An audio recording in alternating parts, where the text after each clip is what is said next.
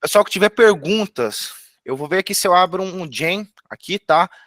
Para perguntas. Se ficar muito complicado também, a gente só deixa aqui no chat, aqui o pessoal pode perguntar, vai deixando perguntas ali, que eu acho que a dinâmica fica melhor ali no final da apresentação, ali apresenta ali, ou passa ali por cima das perguntas.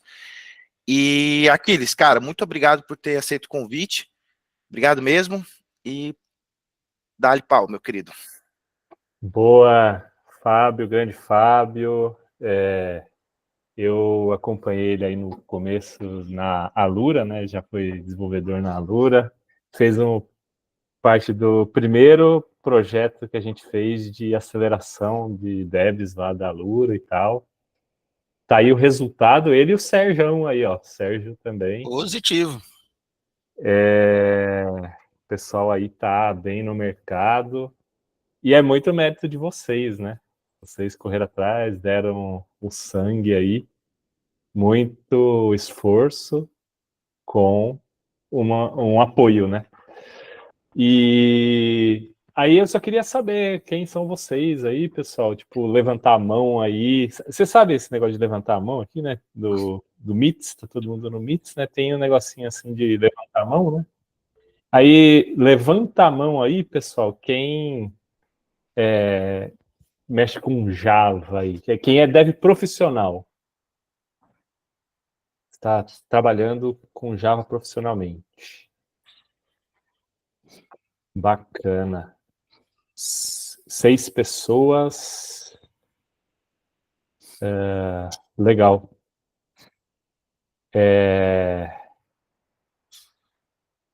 Java para teste? Legal.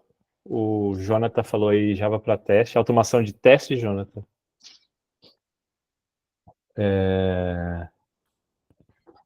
Bem bacana. Java dá para ir para esse lado aí. Quem mexe profissionalmente com outra linguagem?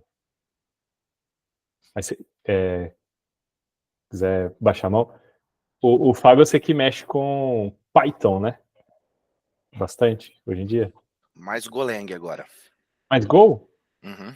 Boa. O que é ObjectScript? Que o Rodrigo falou.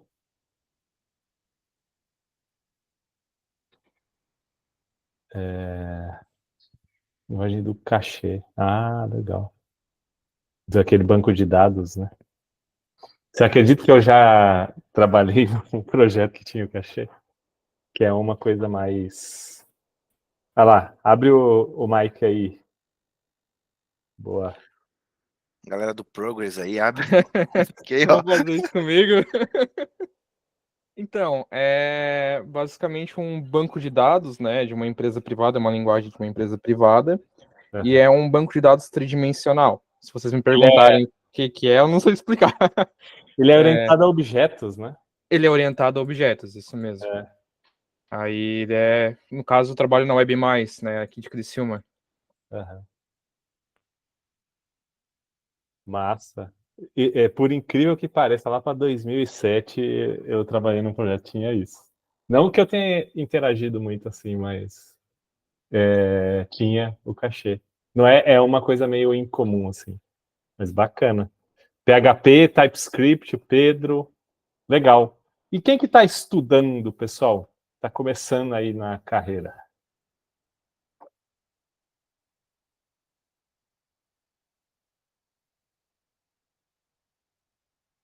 Bacana. Todos nós somos eternos estudantes, com certeza. Aí eu vou falar do negócio aqui que é mais de arquitetura de software, né? Se alguém tiver começando na carreira, pode ser que não faça muito sentido, assim. Eu lembro que eu vi aquelas caixinhas assim, quando eu estava começando a ver essas palestras, eu não entendia nada, assim. Mas uma hora vai fazer sentido, pessoal. Então, minha palestra aqui vai ser do Solid aos Ports and Adapters, abordagem baseada em trade-offs, né? Se a gente for ver, é um Solid, Ports and Adapters e trade-offs, né? Tipo, 3 palavras-chave aí que você coloca na palestra e você passa É uma dica aí, ó. Coloca umas palavras importantes aí que o pessoal seleciona a sua palestra. É tipo um bingo de termos de arquitetura e tal. Mas brincadeira, pessoal. Eu costumo falar assim que eu conto uma história aqui. Então, eu chamo essa palestra, simplificando, de sólido uma história. Mas assim, uma pessoa falou para mim, tipo, não técnica, estava perguntando sobre o meu livro, e aí ela perguntou assim, um livro técnico pode ter história? Pode ter, pessoal. Uma história é uma história de transformação, né? E, por exemplo, tem esse jovem aqui, como que chama esse jovem aqui, pessoal? Vamos fazer um momento interativo aí. Luke Skywalker. Boa. Ó, Sérgio Nerdão, hein? Olha só. E aí ele se transforma, né? É um jovem pacato de Tatooine lá, um planetinha tal. Ele se transforma num mestre Jedi, né? Então ele teve uma transformação. Dá para contar uma história de transformação para código? Dá sim. É uma refatoração. Você transforma o código, você transforma a maneira como ele é organizado sem mudar o que ele faz, sem mudar as funcionalidades. Isso que a gente chama de refatoração, né? Uma melhoria da qualidade do código.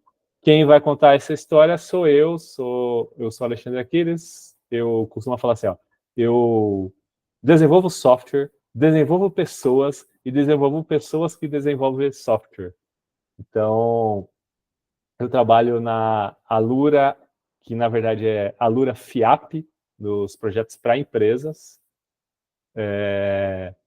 E o protagonista dessa história vai ser o Cotuba. É um Guaraná lá do noroeste do estado de São Paulo. E aí eu fui no Java Day, no sábado, fui palestrar lá no Java Day, da comunidade Java Noroeste. E aí o pessoal tinha Cotuba lá. Lá é a cidade do Cotuba. Minha família é de lá, né, dessa região, parte da família do meu pai, a parte do meu pai. E aí eu cresci tomando isso, então teve gosto de infância. Mas na verdade não vai ser um refrigerante, vai ser um gerador de e-books, PDF e EPUB, né, nos formatos PDF e EPUB, a partir de arquivos Markdown. Então, né, eu tenho aqui um videozinho do Cotuba, depois eu posso mostrar rodando aqui, né? Mas eu vou colocar um videozinho aqui, ó. Eu tenho um livro, o livro é um diretório que tem arquivos Markdown.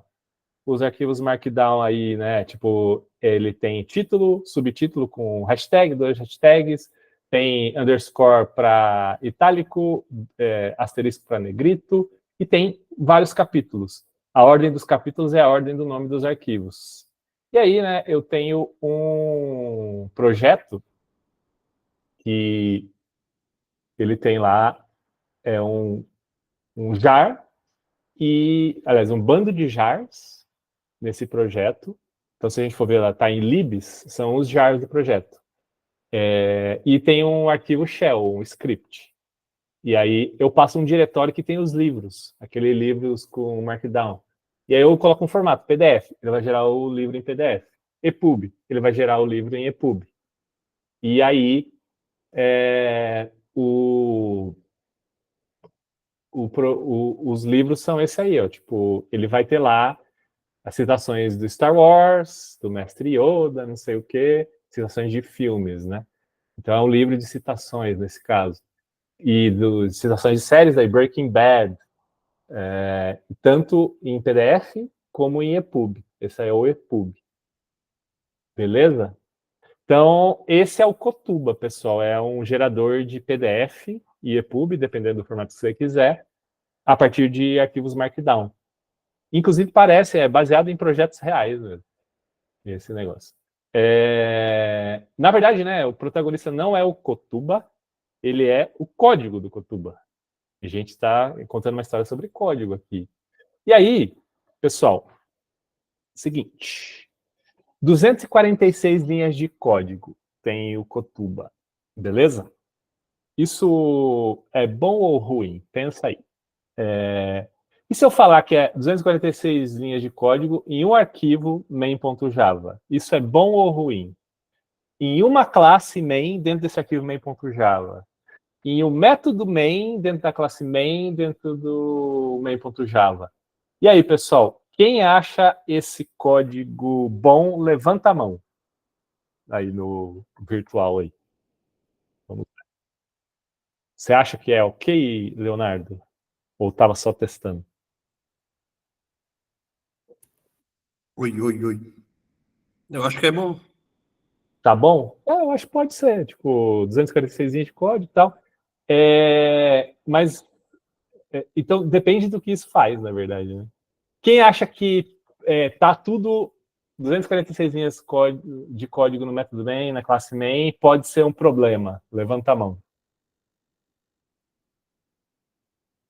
E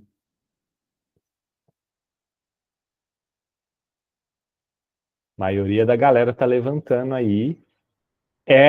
Vamos dizer assim que pode não ser ruim, mas é um mau cheiro aí. Tem coisa meio mal cheirosa aí. Beleza? Então, pessoal, aí aqui está o código do Kotuba. Vou rodar aqui, depois eu mostro o código do Kotuba aqui. Tema branco aí, porque fica melhor no vídeo, não é porque eu sou psicopata, não. Hein?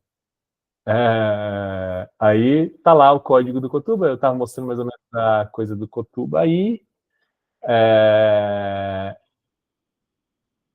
Aí, olha só, o código do Kotuba, ele é esse negócio aí, ó, ele tem lá um bando de import, vamos dizer aí 40 linhas de import, aí tem um bando de coisas para tratar linha de comando, tem lá trata dos arquivos, se for PDF, ele faz um negócio de renderizar e gera PDF, se for EPUB, ele faz um negócio de renderizar e gera EPUB, e aí ele tem esse código 246 linhas de código, eu estou contando aqui linhas em branco.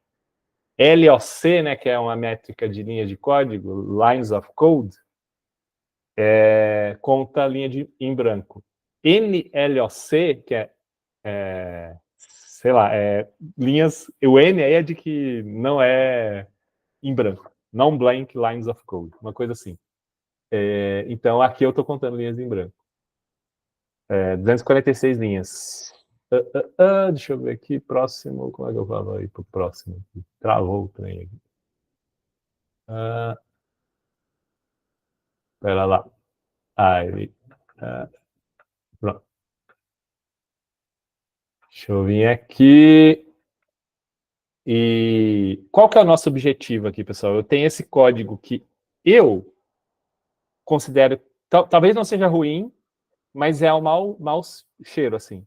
E a ideia é a gente transformar o nosso código em um código mais fácil de trabalhar e de gerenciar, que é trabalhar em paralelo. Isso aqui eu estou tirando essas ideias do livro do livro não, de um artigo de um cara chamado David Parnas. Esse artigo aqui é um artigo assim que é seminal, que é a semente de muitas ideias de design de código de todos os tempos aí. É da década de 70, coisa antiga, mas é muito bom. E aí ele fala aí de 3 benefícios da programação modular. Então, um benefício é gerencial, que é você trabalhar em paralelo e minimizando a coordenação entre subtimes. Ele traz uma flexibilidade do produto, porque você pode fazer mudanças, minimizando o impacto com a programação modular, e você facilita o entendimento, comprehensibility, aí é facilitar o entendimento, é minimizar a carga cognitiva de você entender o código quando você divide o código. Então, a ideia é que a gente encaminhe para uma programação modular, beleza? Código de qualidade, né, pessoal? É mais fácil de coordenar, é mais fácil de modificar e é mais fácil de entender. Beleza? Então, esse é o nosso objetivo quando a gente vai refatorar aí. Ter um código mais fácil de modificar, mais fácil de entender e mais fácil de trabalhar em equipe. Beleza?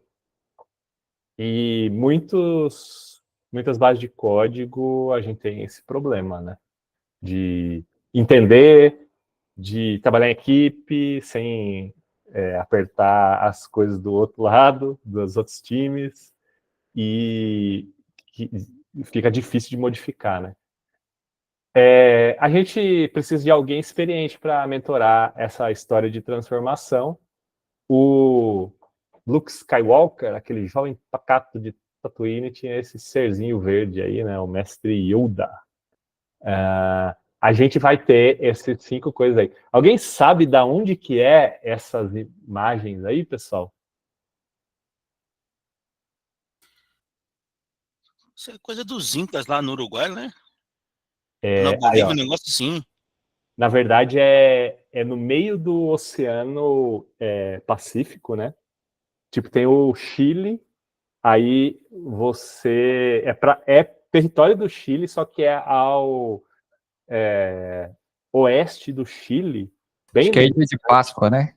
Exatamente. Já foi lá o Josué? O Josué já foi para 32 países e É mesmo? já deve ter conhecido isso aí. Massa. Eu gosto bastante de viajar também, mas eu não fui, assim, porque é bem caro você chegar lá. Mas um dia, quem sabe? Ilha de Páscoa. Então a galera tem porque a maioria da galera, eu falo isso, o pessoal não sabe, mas aqui muita gente sabe já. É interessante. Então, né, eu só coloquei aqui um detalhe, porque são seres de pedra aí, né? O pessoal não sabe direito como é que eles surgiram aí, foram colocados aí, mas são 5 coisas de pedra, sólidas, né? O nome chama Moai mesmo, João. Exatamente. As 5 coisas de pedra aí são 5 letrinhas, que é o tal do Solid, né? Solid é o Robert Martin, né? É o tal do Uncle Bob que criou isso daí. E ele tem uma visão do que é orientação a objetos. É a visão dele aqui. Ele fala, sim, que ele vai pensar nos aspectos de gerenciamento de dependências de orientação a objetos. Ele não vai focar nos aspectos de conceituação e modelagem da orientação a objetos. Então, e aí, alguém sabe o que é esses menininhos aí? O Sérgio sabe. Você é mais antigo também, Sérgio? Isso aí é aquele trio que fez a propaganda do DDD, descagem direta à distância. Exatamente, era isso. Era da DDD 21, né? Você usar o 21 na hora de fazer ligação à distância. Tipo assim, eu ligar para o Rio de Janeiro, né? Uma coisa assim. Isso. Acho que é assim, sei lá, eu daqui de Caraguá ligar para Santos ou Cubatão já é DDD, né? Já é DDD, já. Criciúma, com certeza.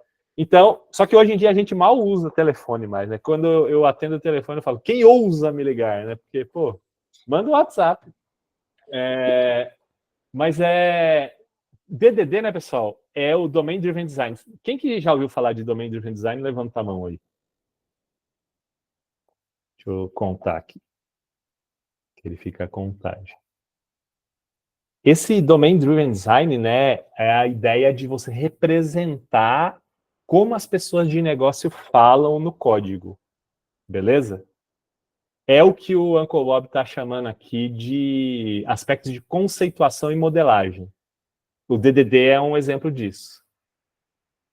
O Solid não é sobre isso. Não é sobre representar modelagem do mundo de negócios, né, dos problemas que você está resolvendo para as empresas em código. O DDD é sobre isso. Solid não é sobre isso. Solid é sobre agrupar código ao redor de mudanças, usar abstrações para trazer flexibilidade para o seu código, usar subtipagem de maneira correta, separar detalhe técnico de detalhes de negócio, de regras de negócio, né? Então, Solid é sobre outras coisas, não é sobre você modelar as coisas de negócio em código, beleza? O Solid, né, pessoal, ele vem desse livro aqui de 2022, né, Agile Software Development, Principles, Patterns and Practices, é a primeira vez que está documentado, assim. Na verdade, antes tinha uma série de artigos em C++, esse aqui é em Java, mas vale para qualquer linguagem, e eu diria até para não só para orientação a objetos, apesar de ser uma coisa pensada para orientação a objetos. O Robert Martin, né, o próprio autor do Solid, ele fala que ele não inventou esse negócio. É uma integração de pensamentos escritas de vários desenvolvedores de software e pesquisadores. Beleza? Então, e aí, um detalhe. Ele coloca aí, ele coloca como princípios Solid. Princípio é uma palavra muito forte, né? Porque é uma palavra que significa que é meio que uma regra, uma coisa que várias coisas surgem daquilo, né? Um princípio na física, por exemplo, né? As coisas surgem a partir daquilo. Aqui é mais uma dica de pessoas experientes, né? A integração de... ele está falando aqui de experiência de décadas de engenharia de software, né? Tanto de pesquisadores como de desenvolvedores de software. E um detalhe interessante, né? É que nesse livro não era Solid ainda. São as mesmas ideias, mas só que ele era SOLDI, SOLD. E aí depois, no próximo livro que ele lança em 2006, ele coloca SOLID. Aí fica bem sonoro, né? Uma palavra, solid. Beleza? Mas vamos lá, pessoal. Como é que eu faço isso? O primeiro princípio Solid é o tal do Single Responsibility Principle, o princípio da responsabilidade única. Alguém já ouviu falar disso aí? Levanta a mão aí.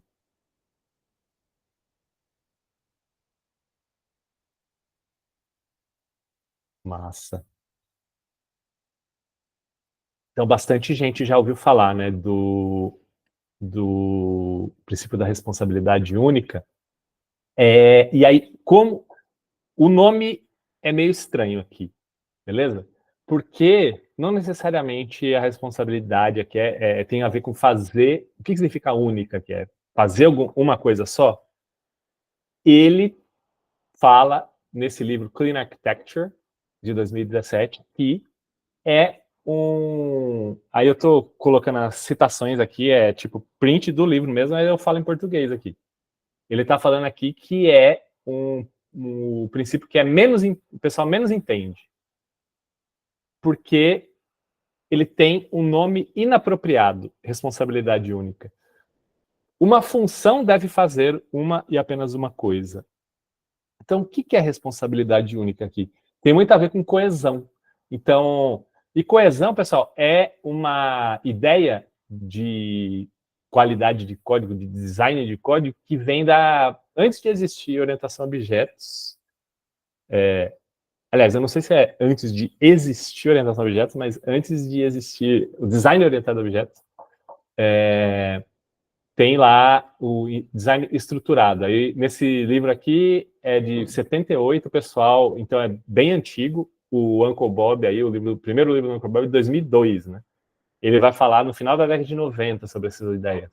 E aí, isso aqui já é lá da década de 70, tinha o tal do programação estruturada, que tinha exemplos em COBOL, em Fortran, umas linguagens mais antigas aí, e eles falam de coesão, que tem a ver com como as coisas, os elementos de um pedaço de código estão ligados um com o outro. Como assim, né, pessoal? Então, tem um cara aí que ele fala... Aí eu usei um exemplo gráfico aí, ó. Tipo assim, isso aqui é uma banana grudada numa parede. E é uma obra de arte, por incrível que pareça. Foi vendida por $120 mil, lá em 2019.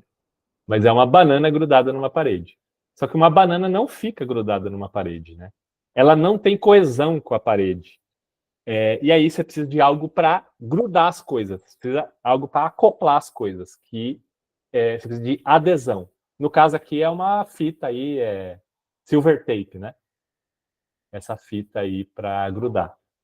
Agora, imagina só, alguém já viu esse filme aqui, Ghost, O Outro Lado da Vida, pessoal? Um filme muito romântico, bonito. Ó, o Sérgio já viu. A galera, algumas pessoas já viram. O pessoal entregando a idade quando fala que já viu isso aí, hein? Né? Aí o Ghost, né, eles têm essa cena de fazer um vaso, né? Aí, imagina só quando você faz um vaso, vocês já viram?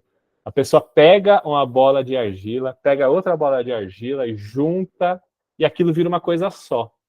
Uma bola de argila pertence junto de uma outra bola de argila, né? Aquilo nasceu para ficar junto. Assim como a mulher e o fantasma, que isso aqui era um fantasma, na verdade. Eles nasceram para ficar juntos, beleza? Então eles têm coesão. É algo que naturalmente pertence junto, ao contrário de uma banana numa parede, que aí você precisa de algo para grudar as duas, precisa de algo você não tem coesão, você tem adesão, beleza? Então a adesão e coesão. O nosso código tem essas propriedades. E aí o Single Responsibility Principle do Uncle Bob, né, o princípio da responsabilidade única, ele fala que é uma visão dele de coesão. Tem a ver com as forças que relacionam uma classe a mudar. Então, tem muito a ver com mudança aqui. A palavra-chave aqui é mudança. E aí, o que é, segundo o Robert Martin, o princípio da responsabilidade única? Não é fazer uma responsabilidade. É um nome meio confuso, mas uma classe deve ter um e apenas um motivo para ser modificada. Então, a ideia é você agrupar o código de maneira que tem apenas um motivo para você modificar aquele código. Essa é a visão dele de coesão, que está relacionada com mudança do nosso código. Então, eu posso trazer uma técnica aqui, pessoal, para essa ideia de coesão, que é a gente pensar nos nossos imports, ouvir os nossos imports. Nossos imports dizem muita coisa. E, por exemplo, o Kotuba, ele tem imports aqui relacionados, esse grupo de imports. Esse grupo de imports aqui é de uma biblioteca chamada Commons CLI. CLI, né, Command Line Interface. É uma interface de linha de comando. Como você abre o prompt de comandos lá, e aí ou um terminal no Linux, né? E aí você vai lá e digita o comando para interagir com o seu sistema. É uma interface com o usuário de linha de comando. E essa biblioteca é para isso. Então, eu posso criar uma classe leitor de opções CLI, que vai ter os detalhes, né, vai ler os detalhes do comando, que é o diretório onde estão os markdown, o formato do livro, o arquivo onde que está o arquivo de saída, né, tipo, o arquivo em si, e se tem um modo verboso ou não, é um parâmetro que a gente tem aqui. Então, os parâmetros da linha de comando. E aí, a gente tira código da main e passa para leitor opções CLI. A main é 246 linhas de código, né? Aí, outra coisa, na main tem um bloco de imports que tem a ver com essa biblioteca CommonMark. Essa biblioteca é uma biblioteca para pegar o Markdown e renderizar para HTML. E aí depois a gente pega o HTML, gera o PDF e gera o EPUB, se for o caso. E aí, essa classe, renderizador Markdown para HTML, ela tem um método... Aí a gente cria uma classe que recebe um diretório e retorna uma lista de HTMLs que tem nos arquivos daquele diretório, nos arquivos Markdown daquele diretório. E aí, a gente extrai isso, e aí fica uma classe, a main passa a usar essa outra classe. Essa classe vai ter um motivo para ser modificada, que é modificar a renderização de Markdown para HTML. E a main se acopla nela. Ela se gruda nela. Tem uma biblioteca que eu uso também, que é a EPUBlib, que é para gerar o EPUB. E aí eu vou criar uma classe gerador EPUB, que tem o método gera e recebe qual o arquivo de saída, né? Qual é o caminho do arquivo de saída e uma lista de HTMLs a partir dos capítulos. E aí, a main usa o gerador EPUB. Eu tenho uma classe que é o iTextPDF. Esse iTextPDF vai ter uma classe gerador PDF, que tem o método gera, que recebe o arquivo de saída e uma lista dos HTMLs dos capítulos em string, e a main usa essa nova classe. Então, e tem um detalhe, assim, o gerador PDF, ele recebe um arquivo de saída e uma lista de capítulos, de HTML dos capítulos. No fim das contas, pessoal, isso é um e-book. O que tem no e-book? Ele tem um formato, é PDF ou EPUB, Ele tem um arquivo de saída, é o arquivo mesmo, o arquivo PDF, o arquivo EPUB, e tem uma lista de capítulos. O que é um capítulo? É um conteúdo HTML, o capítulo pode ter um título. E aí a gente faz uma pequena modelo de domínio aqui para o nosso código. E aí eu uso ali no gerador PDF o meu EPUB, o meu e-book. Então, o que o gerador PDF gera? Os dados que estão no e-book. O que é um e-book? Ele tem um formato, ele tem um arquivo de saída, ele tem uma lista de capítulos. O que é um capítulo? Ele é um conteúdo HTML. E aí, o código do Cotuba fica isso daqui. Aliás, eu crio uma classe Cotuba também, que aí ela vai gerenciar as coisas todas. Ela vai invocar lá, ela recebe um formato, um diretório onde estão os markdowns e o arquivo que tem que ser o arquivo de saída, e aí essa classe vai chamar o renderizador de markdown, passando o diretório e recebendo uma lista de capítulos. Cria o e-book setando tudo que precisa setar, e aí, se for PDF, gera o PDF, se for EPUB, gera EPUB. Chama o gerador PDF, se for PDF, e chama o gerador EPUB, se for EPUB. Beleza? A classe main, ela fica responsável por pegar as opções de linha de comando e chama essa classe Cotuba. É uma classe que representa a minha aplicação, essa classe Cotuba. Então, pessoal, a main era grandona, ela vira uma classe de 246 linhas de código, ela vira 1, 2, 3, 4, 5, 6, 7, 8 classes. Beleza? Cada uma tem o seu motivo para ser modificada. Quero mexer na geração de EPUB, eu vou na geradora EPUB. Quero mexer na geração de PDF, vou no gerador PDF. Quero mexer na renderização de Markdown, vou para o renderizador Markdown. Quero mexer como que eu leio opções da linha de comando, mexo na leitura opções CLI. Beleza? Faz sentido aí, pessoal? Algum comentário, alguma dúvida?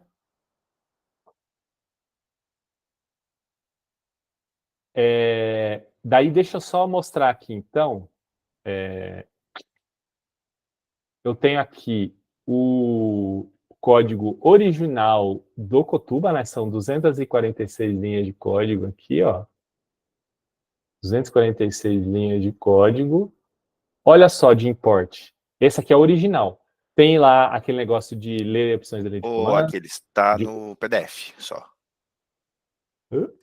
Tá travado aqui no. Apresentação. Eita. Eu vou compartilhar a tela, então, para ficar melhor. Desculpa aí, pessoal. Eu queria mostrar aqui, estou usando o VS Code aqui, quem diria? Mas, ó, tem 246 linhas de código aqui, certo? E eu tenho a parte que tem o linha de comando, tem a parte aqui que tem o Markdown, tem a parte de PDF, EPUB. O código original ele tem tudo isso junto. Então, ele não respeita o Single Responsibility Principle, porque eu tenho muitos motivos para modificar essa classe. Pessoal, se quiser já ir perguntando, a gente já vai fazendo. O Raí, ele quer fazer uma pergunta, ou Aquiles. Opa, pode ir. Alô, boa noite. Opa. Cara, quando estudei Solid, uma coisa no S me bateu a dúvida. Porque aí eu não sei se eu posso estar confundindo um pouco do Solid no uso na Clean Architecture, mas aonde eu vi o Solid, tipo assim, por exemplo, até para a classe ela deveria ter o nome do que ela faz e ela só fazer uma coisa, correto? Uma coisa não é exatamente o jeito que o Robert Martin, o Uncle Bob, fala. Ele fala assim, agrupar, deve ter um motivo para ser modificada. Então, assim, para dizer exatamente como ele fala, sabe? Perfeito. É quando, teoricamente, há alguma mudança na regra daquele cara e só daquele cara, né? Exato. E aí, o que que eu, durante meus estudos, eu peguei, até fui eu que levantei o debate que deu origem aqui a palestra, que é o seguinte, em alguns casos eu vi gente, por exemplo, eu tenho uma classe, tipo, um exemplo hipotético, ela faz uma coisa no meu sistema, Só que ela só faz uma coisa. Por exemplo, eu não tenho uma classe. Como é que eu vou explicar isso agora? Eu posso tentar ver se falar uma coisa aí, ver se o exemplo vale para o que você está pensando? Pode. Seguinte, imagina uma classe de acesso ao banco de dados. Ela vai ter o CRUD lá, né? Sei lá, vamos dizer que a gente está pensando em livros. Então, você vai ter o inserir, o atualizar, o remover, o listar, o buscar por ID, o básico de CRUD aí. E aí, isso é uma classe ou são 5 classes separadas? É exatamente isso que eu queria perguntar. Exatamente. Porque o que eu deu a entender nos meus estudos é que eu deveria ter 5 classes separadas. Mas, no meu entendimento, tipo assim, beleza, eu poderia ter uma classe só com os métodos bem separados também. Não é algo que, tipo, beleza, quem for um pouco mais extremista vai seguir o solid completo, como ele diz lá, e o cara benzeu, e é isso, tá dito. Mas na minha percepção é algo que é modelável, então queria entender aí tua visão um pouco sobre isso. Boa. Aí, assim, é interessante porque o Robert Martin, ele fala aqui no Clean Architecture, lá no meio, ele fala um pouco sobre Solid, ele dá uma resgatada ali. E aí, ele fala exatamente sobre essa questão que, se a gente está usando desse jeito, tipo assim, a meu acesso a dados de livro é cada um separado, não é o que ele estava dizendo aqui. A função ou o método, né, no caso de uma coisa tipo Java da vida, o método ele vai fazer uma coisa, vai inserir, vai buscar por ID, vai atualizar, vai remover. Agora, você pode agrupar coisas, porque não é acesso a dados. Então, qual é o motivo para você mudar aquela classe que faz acesso a dados? É mudar o acesso a dados. Então, mudou um campo, mudou o nome da tabela, mudou até o paradigma do banco de dados, se for o caso. Então, você teria um lugar para mudar. Beleza? Então, o foco aqui é em motivo para mudar, não em fazer uma coisa apenas, né? E aí, tipo, seria levar muito ao extremo você separar esse acesso a dados em 5 classes, por exemplo, para fazer um CRUD. O Josué falou em CQRS. Né? CQRS é uma coisa bem específica, né, que você separa o que é query do que é command. Né? Aí você vai ter as consultas separadas dos comandos que vão alterar o seu artefato lá, sua entidade. DI de Dependency Injection, Connor? Então, DI é uma outra coisa que a gente vai falar ainda.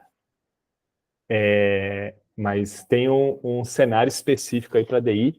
Você não precisa usar Dependency Injection para fazer aqui o Single Responsibility. O Single Responsibility é agrupar código em torno do que você acha que vai mudar e de coesão, né? Aumentar a coesão, que é tipo agrupar coisas que fazem sentido juntas. Então,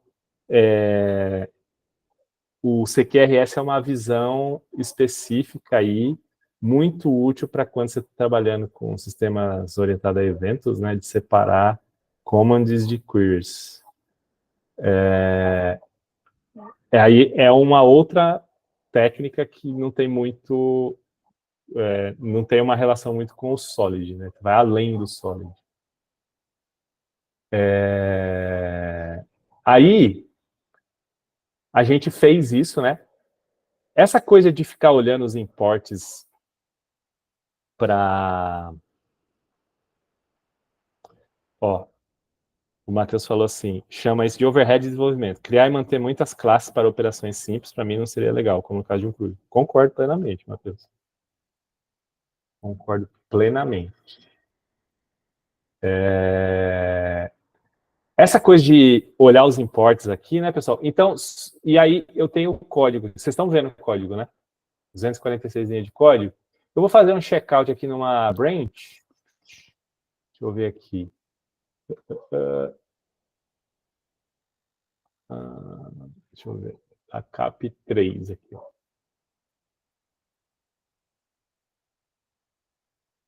Eu vou fazer o checkout nesta branch, aí essa classe não existe. Ela existe, só que ela mudou. Então, eu mudei ela de lugar. Tem a classe main aqui, ó, ela está 246 linhas de código, ela ficou com 39 linhas de código.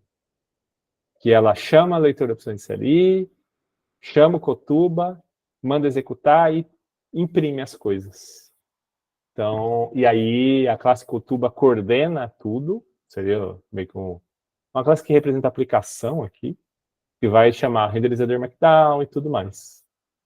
Beleza? Essa coisa de olhar... e se você olhar os imports aqui, ó, classe Cotuba não usa nada além de Cotuba e coisas do Java.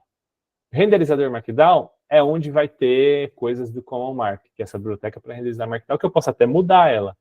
A gerador PDF vai ser a biblioteca onde eu vou usar coisas para gerar PDF. Que é o iText PDF que eu estou usando, mas eu poderia mudar para outra biblioteca. EPUB fica no gerador, na classe gerador EPUB, que aí eu estou usando o EPUBlib. Isso de Ouça Seu Import, infelizmente não foi o que eu criei, foi o pessoal desse livro aqui, ó, Growing Object-Oriented Software Guided by Tests. É muito bom. São dos caras que inventaram a ideia de mock. Steve Freeman e Nat Price. Não sei se inventaram ou são os pioneiros, assim, né? Mas eles falam lá no momento, no capítulo 17, sei lá, que é tipo... tem muitas responsabilidades. E aí ele coloca aqui, ó, essa classe ela tem coisas de AWT e Swing, isso aqui é para fazer tela desktop no Java. Isso do exemplo lá desse livro. SMAC é para você fazer um chat, tipo um protocolo de chat aí, esse XMPP, e a interface com o usuário, aliás, esse Auction Sniper é o projeto que eles estão trabalhando. Então tem coisa de tela, tem coisa do chat, que são detalhes, e tem coisas aí, e aí estava tudo na mesma classe. E aí eles falam assim, tem 3 pacotes não relacionados, isso é um mau sinal. Beleza? Pessoal, aí vamos pegar como que chama isso daí mesmo no Star Wars? Então, Essa é a Millennium Falcon. Pegar a Millennium Falcon aí e na velocidade da luz aí para o D. Que aí o D... o Connor colocou aí, ótimo livro de TDD, é excelente mesmo. E eles vão criando o software, esse outro aqui, ó. Eles vão criando o código desde o começo, e é desktop ainda, e eles vão criando usando TDD, guiado por testes. Aí vamos pegar essa Millennium Falcon aí e vamos para o Dependency Inversion. Dependency Inversion, pessoal, tem a ver com inverter dependências. Inverter dependências tem um pouquinho a ver com Dependency Injection, injeção de dependências, mas a gente vai ver por quê. E inverter dependência, pessoal, inverter dependência tem a ver com acoplamento. Acoplamento, né, o problema o acoplamento sempre vai existir, você grudar uma coisa na outra. O problema é que quando você tenta modificar uma coisa, leva você a modificar a outra. Isso é um acoplamento ruim. A ideia aqui é alta coesão e baixo acoplamento. Beleza? Vocês sabem quem que são esses caras aqui? É o Rio Negro Solimões. Alta coesão e baixo acoplamento. Esse é o nosso lema. E aí o lance existe acoplamento bom e ruim. Acoplamento sempre vai existir. A gente sempre tem acoplamento aqui. O Dependency Inversion Principle, o Robert Martin, o Uncle Bob, ele vai trazer um juízo de valor aí sobre o acoplamento, na opinião dele.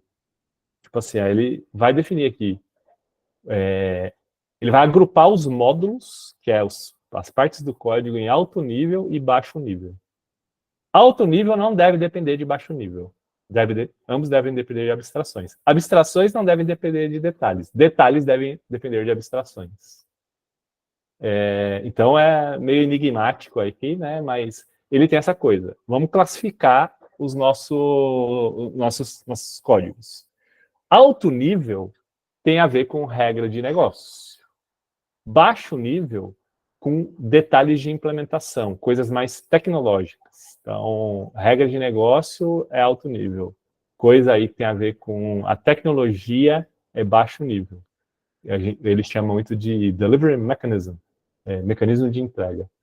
Então, uma técnica aqui é a gente considerar, tipo, se eu estou usando alguma biblioteca, API e tal, é baixo nível. Então, por exemplo, eu consideraria que, aí você tem que fazer essa classificação, tá? Ou o seu time, né? Você vai classificar coisas de baixo nível e alto nível. Para mim, coisas que tem a ver com linha de comando, a classe main, por exemplo, a gente manda, roda o Java lá e tal, e cai no main. Ela é uma interface de linha de comando, mas poderia ser uma interface web. Poderia ser usar o gerador de e-book que recebe uma mensagem de um sistema de mensageria e está rodando numa Lambda lá da vida, sei lá, um sistema event-driven. Pode ser uma API que vai chamar e vai gerar o e-book. Um outro sistema está chamando, ou sei lá. Então, a interface com o usuário, nesse caso uma interface de linha de comando, é baixo nível. Os detalhes de como eu gero o EPUB, o PDF, e como eu renderizo o Markdown, é baixo nível. E essa coisa aqui que fica... A classe Kotuba, que gerencia tudo isso, e o e-book, que representa um livro eletrônico, e que é uma lista de capítulos, contém uma lista de capítulos, isso seria alto nível. Então, alto nível depender de baixo nível é ok. Mas, desculpa, alto nível depender de alto nível. Aqui dentro do alto nível é ok. O problema é, assim, baixo nível depender de alto nível, aqui, por exemplo, main chamando Kotuba, é ok também. O problema é o que a gente classifica como baixo nível ser chamado por algo que a gente classifica como alto nível. Esses acoplamentos aqui são ruins. Beleza? Ele não deveria fazer isso. Aí entra essa chamada aqui direta de renderizador Markdown, a gente não considera que é boa quando a gente está trabalhando com essa ótica aí do Dependency Inversion Principle. Módulos de alto nível não deveriam depender de módulos de baixo nível. Kotuba é alto nível. Eu não quero depender de renderizador que é baixo nível, que é um detalhe ali de como eu renderizo o Markdown. O que eu faço? Eu crio uma abstração, uma interface aqui no caso do Java. Uma interface é bem isso aqui, é um código que está meio pela metade aí, ó. Eu só coloco a assinatura do código. Tem um método renderiza que recebe um path e retorna uma lista de capítulos. Como isso é feito, eu não sei. Só sei que tem que fazer isso. Isso é uma abstração.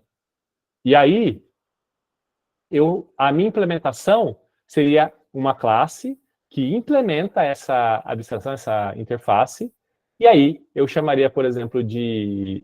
aliás, o nome tem que seguir, né, ou, na verdade, a assinatura, que é o nome, os parâmetros e os retornos, e modificador de acesso também tem que seguir a interface, e aí eu faço lá. O que é? No caso eu percorro a lista de diretórios, eu vejo qual que é aquilo que é Markdown, e aí chamo a biblioteca para transformar Markdown no HTML, faço toda a lógica aqui na implementação. Alguém já viu aí, pessoal, classes no projeto terminado com IMPL? IMPL? Então, algumas pessoas já viram. Seria mais... antigamente era mais comum, hein? O pessoal está melhorando aí e tal. Mas IMPL aqui seria de implementação. Josué viu já também? Implementação. Então, a IMPL implementa a abstração. Implementação é de baixo nível. E aí, né, eu tenho Kotuba, não vai depender diretamente da implementação, vai depender de uma abstração, e a abstração é implementada pela implementação. Então, as coisas dependem da abstração aqui. E aí, antes eu tinha alto nível dependendo diretamente de baixo nível, Kotuba dependendo diretamente da implementação. Agora eu tenho Kotuba, e eu considero que as abstrações são de alto nível, então Cotuba depende da abstração, que é de alto nível. Baixo nível, MPL, né, a implementação depende da abstração, que é alto nível. Então, eu inverti a setinha aqui. Eu não tenho mais eu dependendo de baixo nível. Ambos estão dependendo de alto nível. Isso é dependência de código. No código. O problema é, eu consigo dar new numa interface, pessoal? Eu consigo instanciar um objeto que é uma interface? Pergunta de certificação. Pergunta de prova.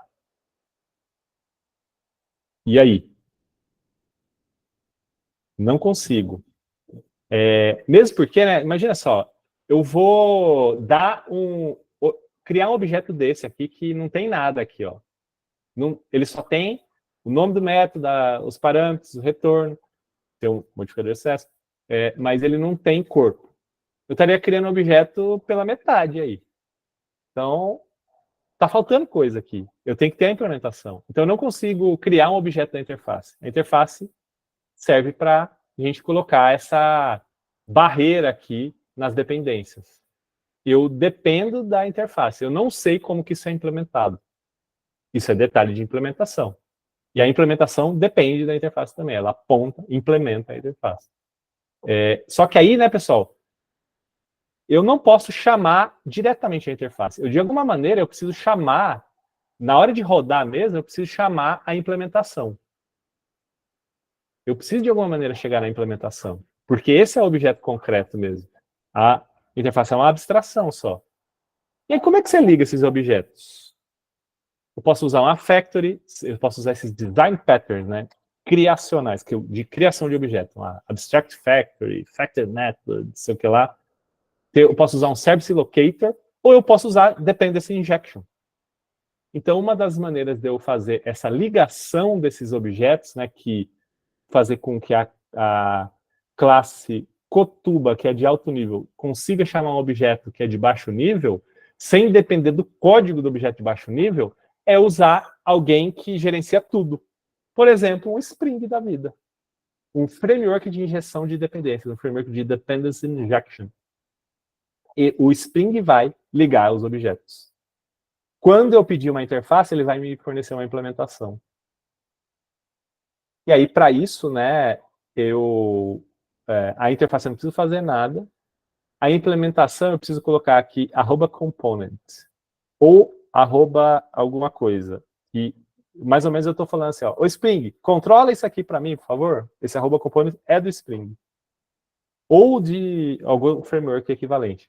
Aí eu estou falando, controla isso aqui para mim, Spring. O que eu estou falando? Quando alguém pedir renderizador, você vai fornecer isso aqui, Spring. Essa é a implementação. E aí, né,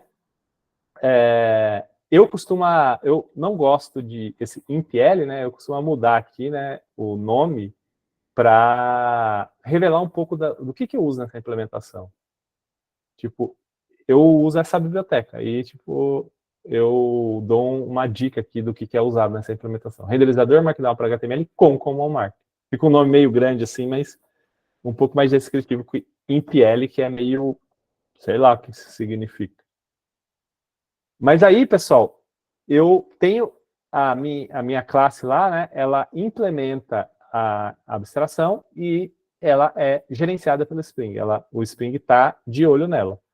E aí, outras classes que são @component, se eu pedir, e dá para fazer isso de maneira diferente, só coloquei assim para caber no slide aqui. Se eu pedir para o Spring, ó, o @autoadded no Spring injeta isso daqui para mim, eu dependo não do ImpL, nem do Common Mark, eu dependo da abstração. E aí, a ideia é que eu faça a mesma coisa para o gerador PDF e gerador EPUB.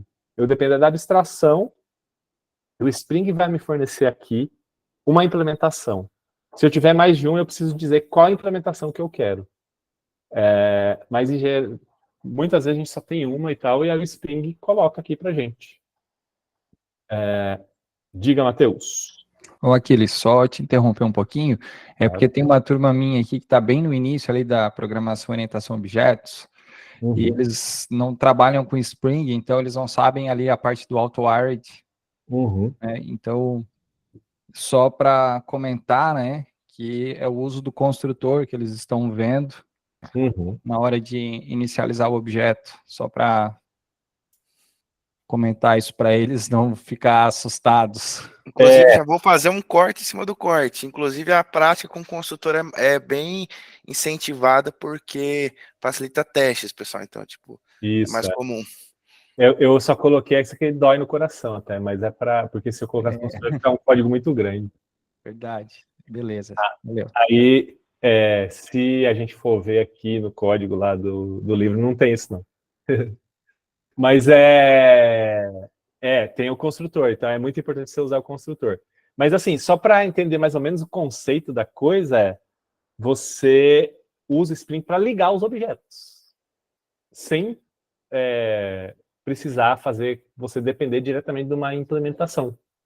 E aí, né, o que você ganha com isso, pessoal? Você segue essa ideia de organizar o código, e aí baixo nível depende de baixo nível e depende de alto nível.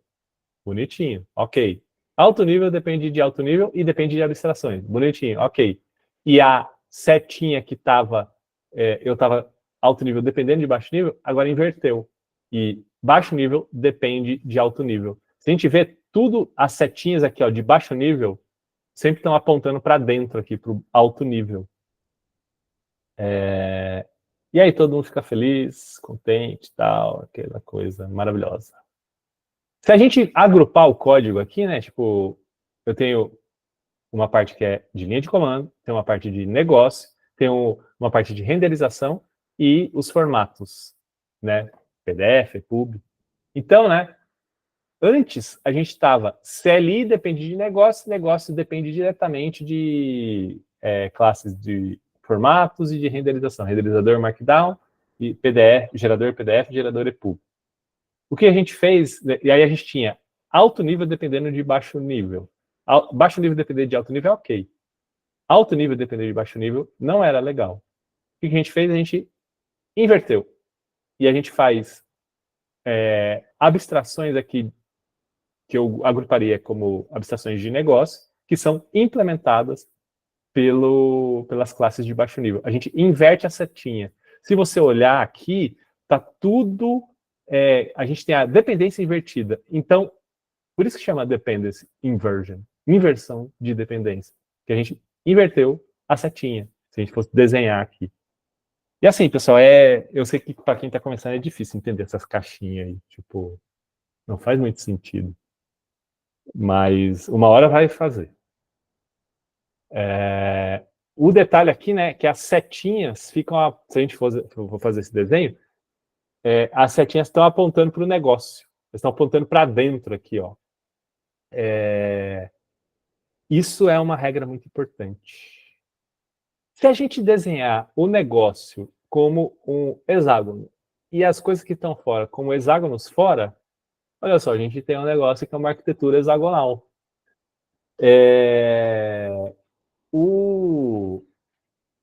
Isso aqui é uma arquitetura hexagonal. Alguém sabe o que é isso aqui, pessoal? Um telescópio, né? É o James Webb, telescópio da NASA. Exatamente, Jonathan. Aí, isso aqui é uma arquitetura hexagonal. Esse negócio da gente fazer aqui 6 lados não faz muito sentido. Assim. Tem gente que fala, pô, isso aqui não, a arquitetura hexagonal, que é um jeito de você agrupar código aqui, não é hexágono. E, na verdade, é mais sobre design de código do que sobre arquitetura. Assim, porque a arquitetura pode ter um significado muito mais amplo, né?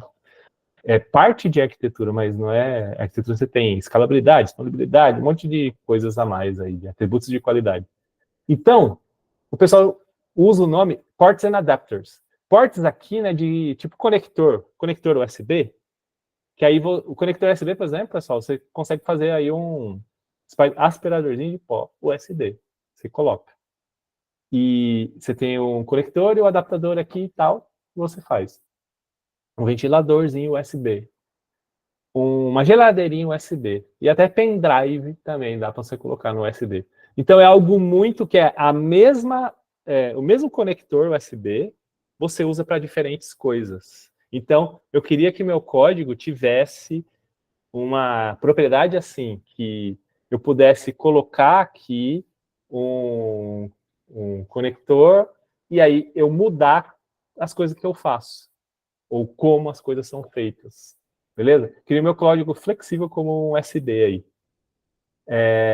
A ideia da gente usar Dependency Inversion, a gente está começando a caminhar nessa direção de ports and adapters. Então, se a gente for ver assim, ó, eu tenho meu código que é da interface com o usuário, que é linha de comando, né? Eu chamo minha classe Cotuba, ela é uma classe de negócio. O meu código de negócio, ele tem algumas portas, que são portas, tipo, o de renderizador, o gerador PDF, o gerador EPUB, eu tenho as implementações. O gerador PDF com iText, ele vai gerar o PDF. O gerador EPUB lib, ele vai gerar o EPUB. Essas portas que são de entrada são chamadas de driving ports, as de saída são chamadas de driven ports, de acordo com essa arquitetura aí, ports and adapters. Mas você usa interfaces, beleza? Nesse livro Design Patterns aqui, pessoal, tem uma coisa, né? Programe voltado à interface, não à implementação. É isso que eles estão dizendo. O Jonathan aí falou uma dúvida aí que você leu o meu pensamento. Então, esse é o caminho que a gente vai seguir. Então, parabéns aí, Jonathan. Você não poderia ter somente uma interface geradora e as implementações PUB e PDF implementar a mesma interface gerador? É isso. Perfeito. Detalhe, ó. No livro Design Patterns, eles falam assim, não declare variáveis que são instâncias de classes concretas. Use só classes abstratas e tal. É bem radical aqui esse livro. Design Patterns é um clássico isso aqui, pessoal. Mas beleza, Dependency Inversion. O que a gente fez? A gente classificou nosso código. O que é alto nível e o que é baixo nível? Alto nível seria coisas relacionadas ao negócio. Baixo nível seria implementações, coisas que mudariam mais frequentemente, inclusive. E aí a gente separa as coisas. O alto nível do baixo nível.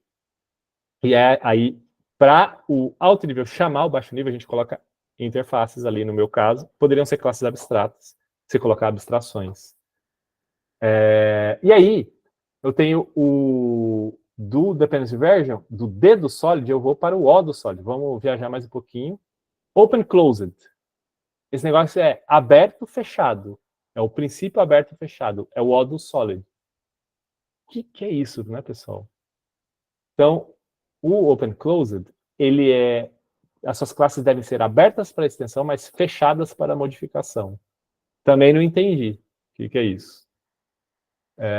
Então, vamos lá. Tem um outro cara aqui que ele fala assim, que você deveria proteger o código que existe, colocando pontos de variação. Então, variações protegidas. Você coloca o seu código que já existe com pontos que você pode variar sem mudar o código que já existe. Ele liga, é uma outra maneira desse cara chamado Craig Larman, que escreveu um livro de UML, né? Aplicando UML e padrões. Ele escreveu um livro fantástico sobre UML. Ele fala lá de Open Closed Principle. E aí, exatamente o que o Jonathan antecipou aí, ó. Veja só, eu tenho gerador PDF em PL, implementa gerador PDF, que tem o método gera, que recebe o e-book, não retorna nada e gera um e-book lá dentro. Eu tenho gerador EPUB em PL, que implementa gerador EPUB, que tem o método gera, que recebe o e-book, não retorna nada e gera um EPUB lá dentro. Tem alguma coisa em comum aqui, né? Que é o que o Jonathan falou.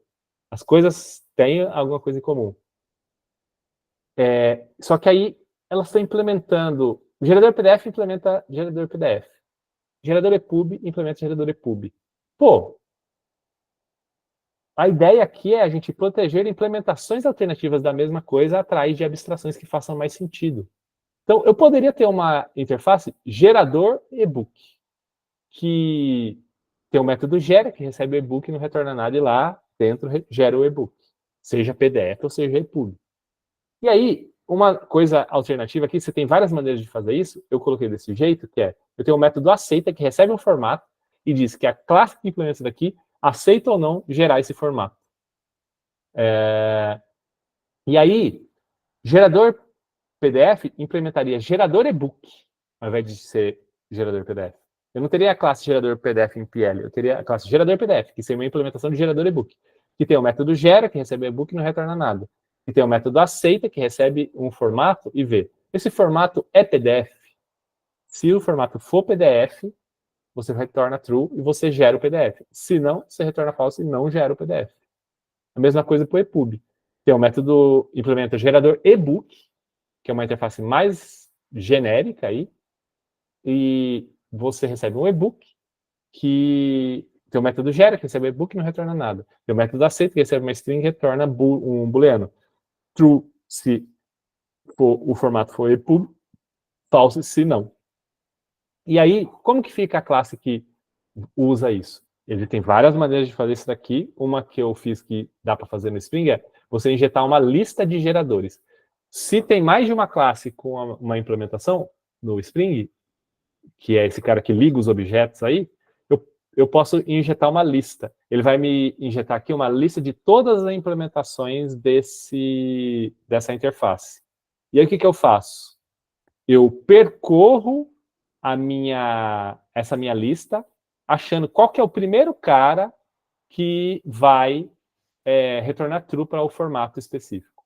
Se for PDF, o primeiro cara que retornar true para PDF. Se for EPUB, o primeiro cara que vai retornar true para EPUB. Se não for nenhum desses, aí dá erro. Vai dar uma exceção.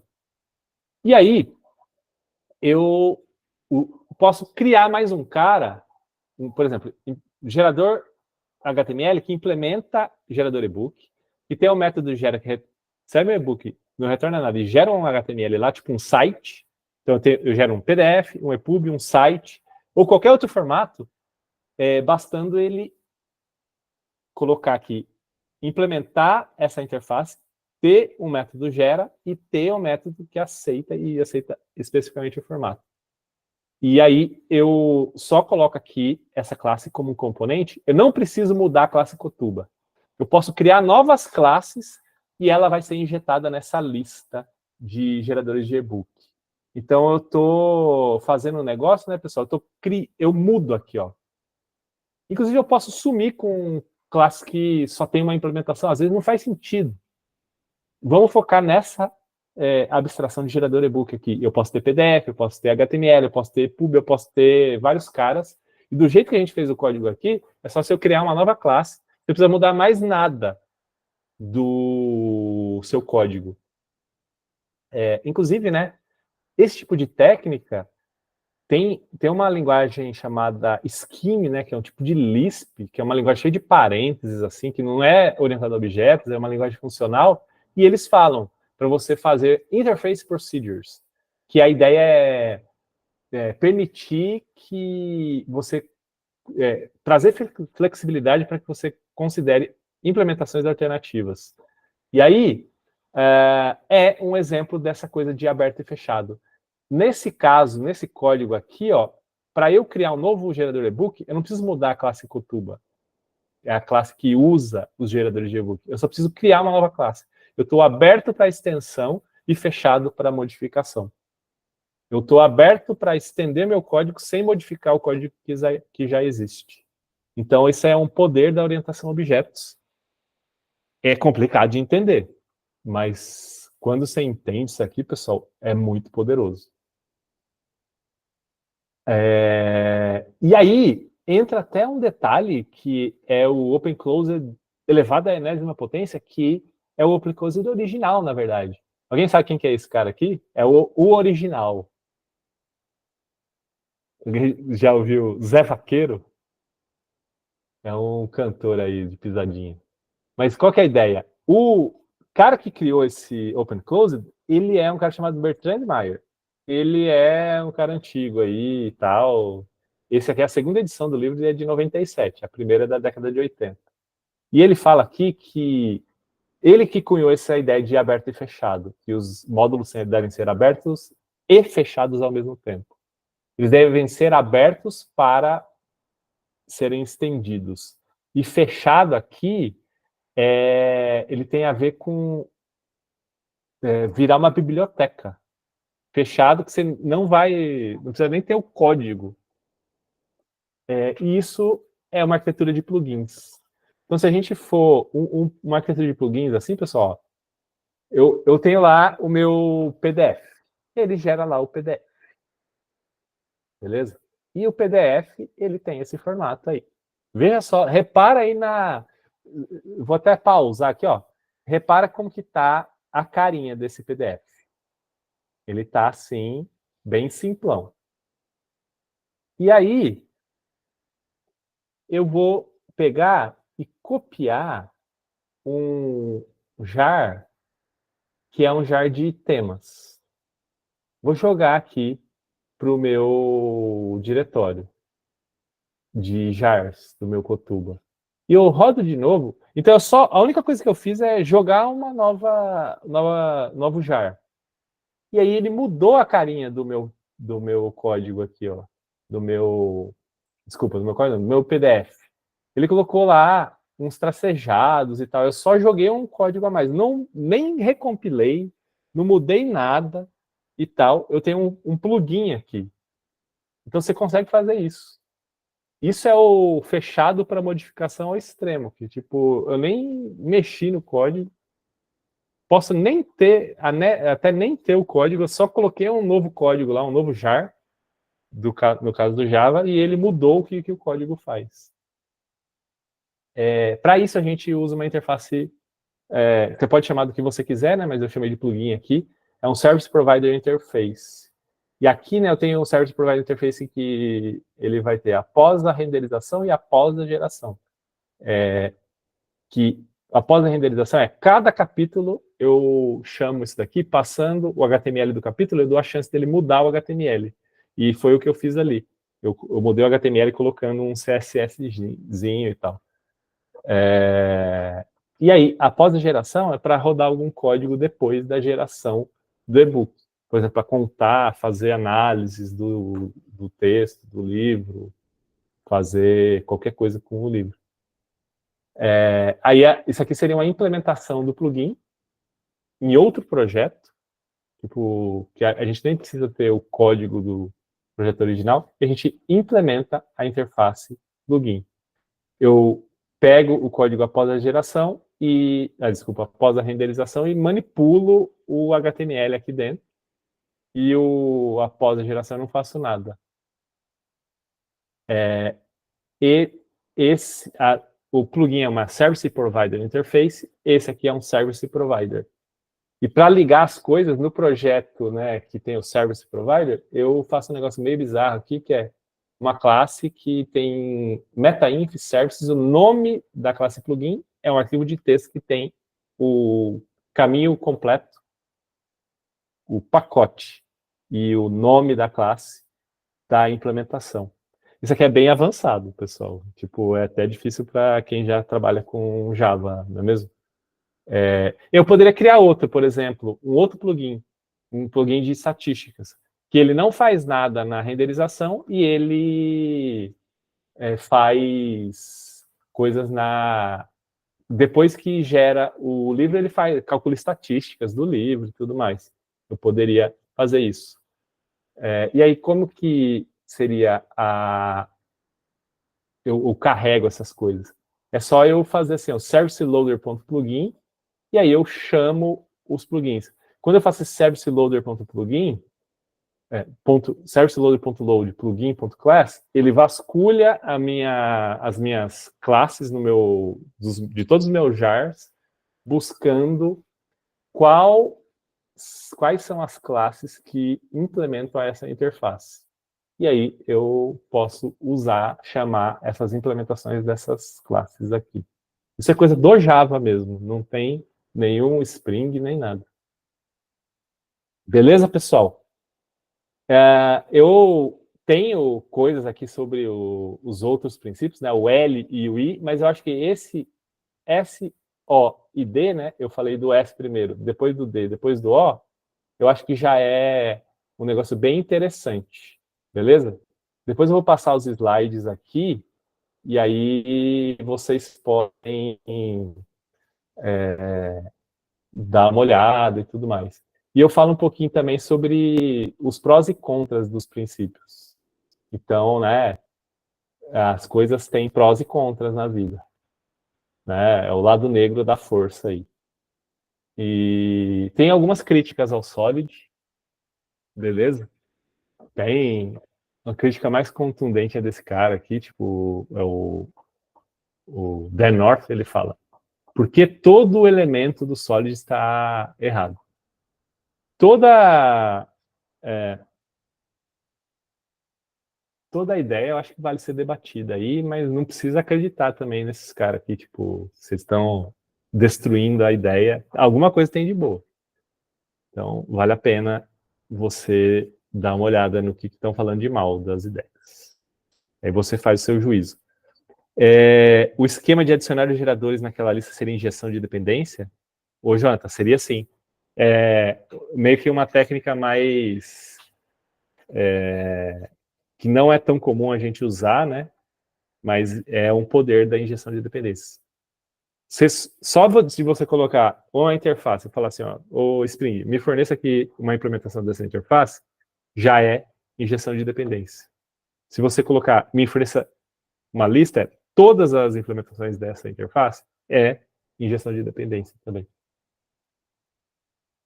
Mas aí tem coisas para a gente falar sobre, por exemplo, sobre o single responsibility que a gente viu, que tem a ver com agrupar o código ao redor da mudança.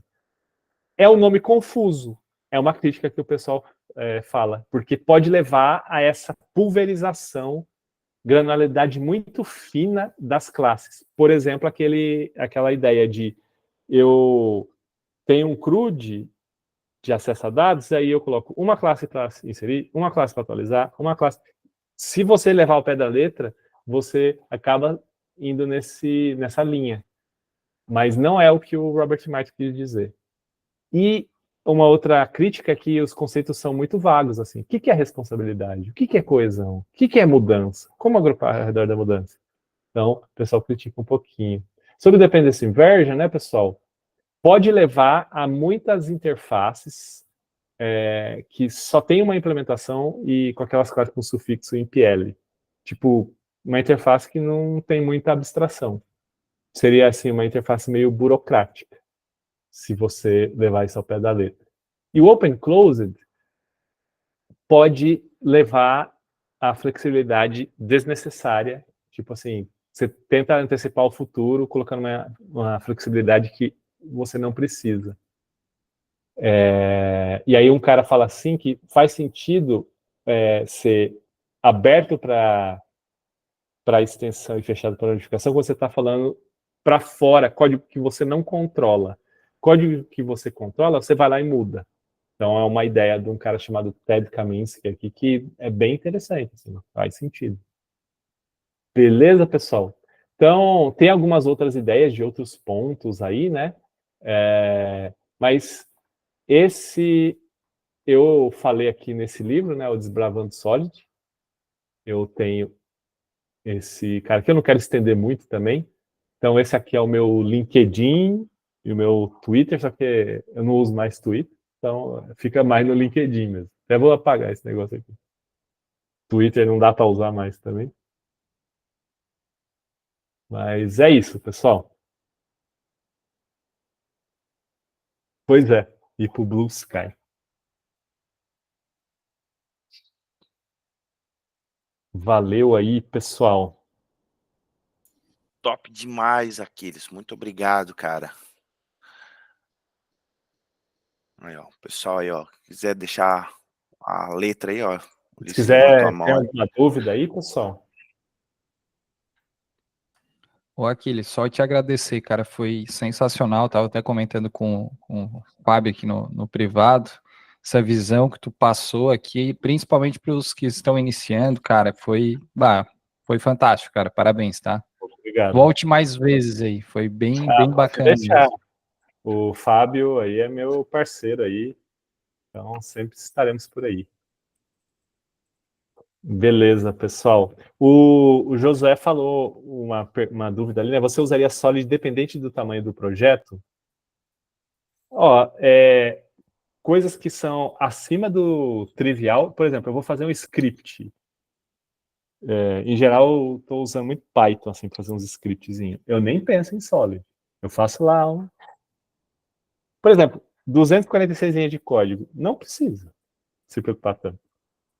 Agora, para um projeto assim que... E aí, esse tipo de projeto, em geral, é eu-keep, né? Eu estou trabalhando sozinho nisso. Aí, quando começa a ter várias pessoas, e aí você precisa organizar melhor o código precisa... Não é um script que você vai executar e jogar fora e tal, ele vai ser parte dos ativos da sua empresa, né? Ele vai gerar valor por muito tempo e tal, né? Aí você precisa se preocupar. Então, seria um código mais profissional, assim, você precisa se preocupar, sim.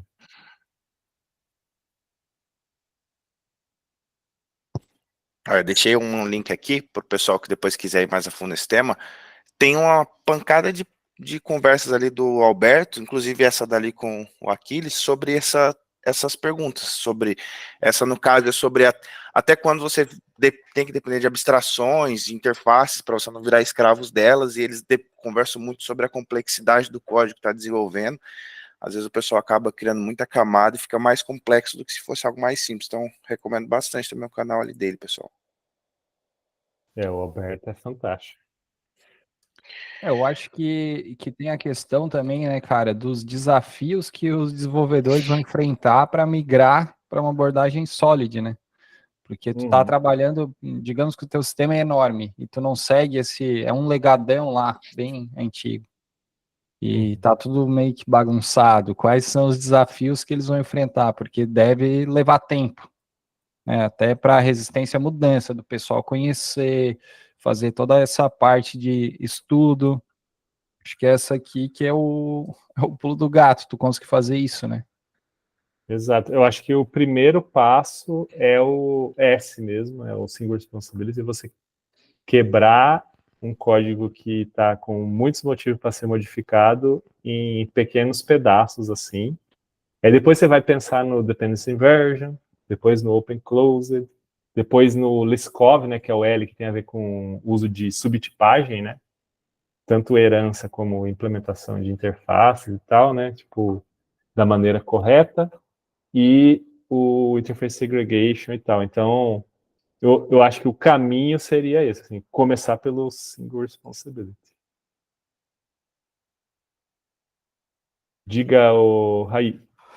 Cara, trazendo para cá também a dúvida que eu botei lá quando surgiu o tema no grupo, que é o seguinte: a que ponto a tua opinião aí, como alguém que estuda mais do que com certeza todos nós lá que estávamos discutindo, é o que tu acha interessante, por exemplo, quebrar do Solid? Como, por exemplo, tu falou, daqui a pouco a gente tem muita interface que não faz nada.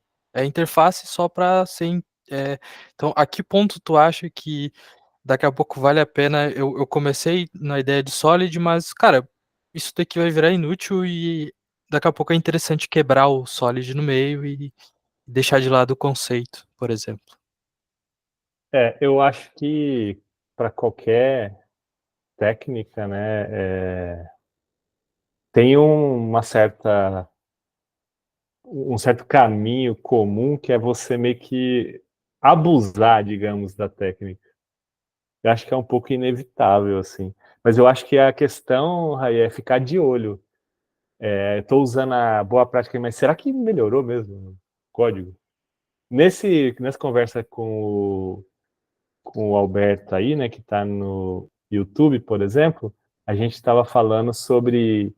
Beleza, eu crio uma dessas abstrações que eu falei do Dependency Inversion, né, que é uma ótima ideia, porque aí eu crio uma abstração e eu consigo trocar a implementação. No caso específico, era uma abstração de cache.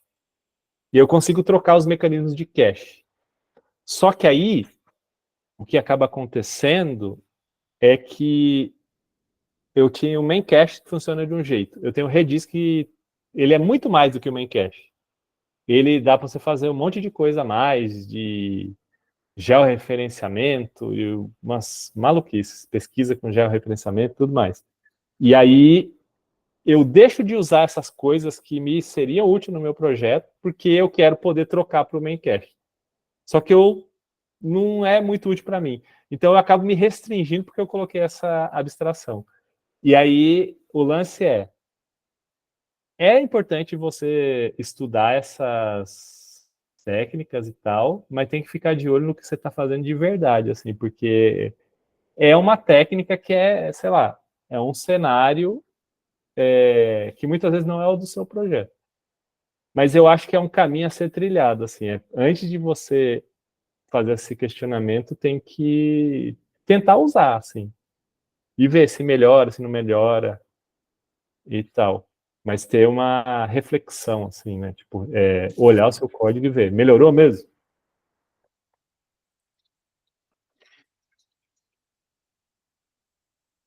Top, top.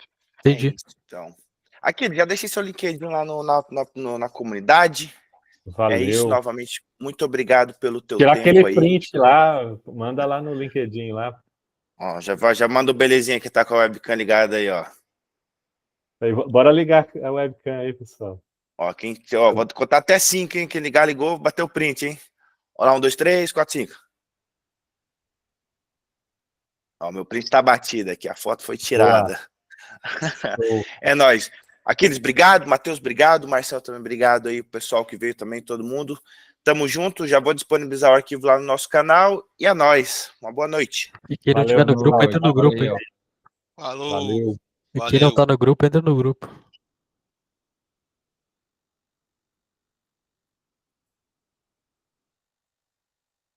Top, top.